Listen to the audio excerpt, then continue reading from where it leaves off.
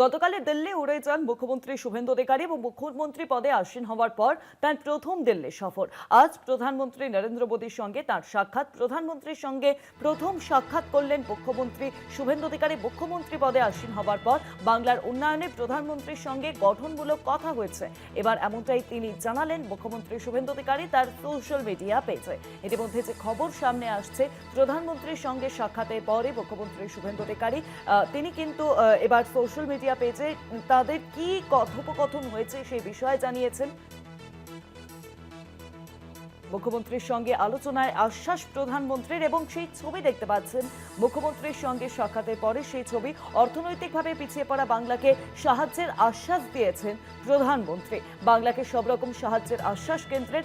জানাবেন এই বিষয়ে আরো বিস্তারিত। ফোন লাইনের সঙ্গে রয়েছেন বিশেষ প্রতিনিধি অঞ্জন রায়। অঞ্জন দা, দেখো, শুভেন্দু অধিকারী রাজ্যের মুখ্যমন্ত্রী গতকাল দিল্লিতে গেছেন।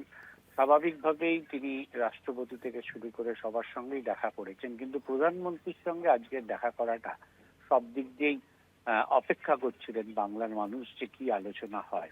এবং আলোচনার পর শুভেন্দু অধিকারী বেরিয়ে সোশ্যাল মিডিয়ায় যে কথা বলেছে সেটা থেকে বোঝা যাচ্ছে যে কেন্দ্রীয় সরকার বাংলার উন্নয়ন সবচেয়ে বেশি অগ্রাধিকার দেবে। শুভেন্দু অধিকারী রাজ্যের মুখ্যমন্ত্রী টুইট করে কার্যত সে কথাই বলেছেন। এবং বিভিন্ন উন্নয়নমূলক যে প্রকল্প বা বিষয় আছে সেগুলো নিয়ে দুজনের মধ্যে আলোচনা হয়েছে।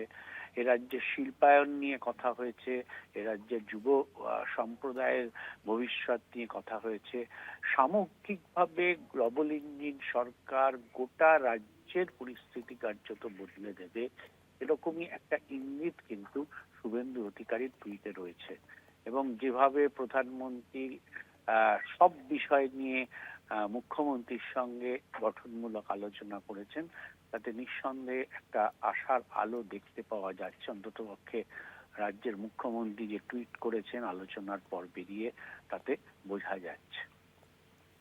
অনেক ধন্যবাদ তোমায় অঞ্জন দা। ফোন লাইনের সঙ্গে ছিলেন বিশেষ প্রতিনিধি অঞ্জন রায়।